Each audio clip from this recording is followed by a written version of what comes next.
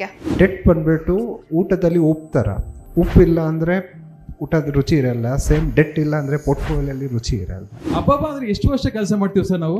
35 ವರ್ಷದಿಂದ 40 ವರ್ಷ maximum. Investments are subjected to market risks ಅಲ್ವಾ? ವಿಶ್ವಾಮಿತ್ರ ಅವರು ತಪಸ್ ಮಾಡ್ತಾ ಇದ್ರು. ಯಾರು ಬಂದು ಡಿಸ್ಟರ್ಬ್ ಮಾಡಿದ್ರು? ಇಲ್ಲಿ ಮೇನಕಾ ಅಂದ್ರೆ ಏನಂದ್ರೆ EMI.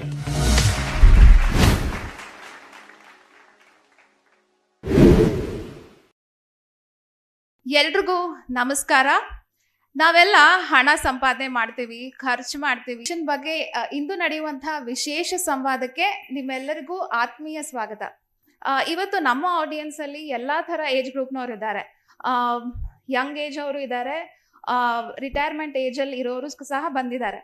ಸೊ ಈಗ ಇನ್ವೆಸ್ಟ್ಮೆಂಟ್ ಸ್ಟಾರ್ಟ್ ಮಾಡಬೇಕು ಅಂತಿರೋರು, ಅಂದ್ರೆ 20 to 30 years ಏಜ್ ಗ್ರೂಪ್ ಇರೋರು ಹೇಗೆ ಅಸೆಟ್ ಅಲೋಕೇಶನ್ ಮಾಡಬೇಕು, ಮತ್ತೆ ಮಿಡಲ್ ಏಜ್ ಗ್ರೂಪ್ ಅಲ್ಲಿ ಇರೋರು ಅಥವಾ ರಿಟೈರ್ಮೆಂಟ್ಗೆ ಹೋಗ್ತಿರೋರು ಅಸೆಟ್ ಅಲೋಕೇಶನ್ ಹೇಗೆ ಮಾಡಬೇಕು? First of all thank you for giving the opportunity.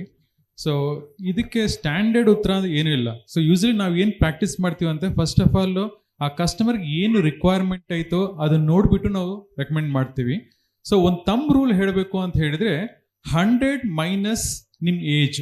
For example 25 ವರ್ಷ ಅವರಿದ್ರೆ 100 ಮೈನಸ್ 25 ಅಂದರೆ 75% ನೀವು ಇಕ್ವಿಟಿ ಇಡ್ಬೋದು, ಮಿಕ್ಕಿದ್ದು ಗೋಲ್ಡು ಅಥವಾ FD ಒಳಗೆ ಇಡ್ಬೋದು. ಅದೇ 60 ವರ್ಷ ಇದ್ದವರು ಸೊ 40% ಇಕ್ವಿಟಿ ಇಟ್ಟು ಮಿಕ್ಕಿದ್ದೊಳಗೆ ಸೇಫ್ ಡಿಪಾಸಿಟ್ ಒಳಗೆ ಇಟ್ಕೋಬಹುದು. So that they will be getting regular income.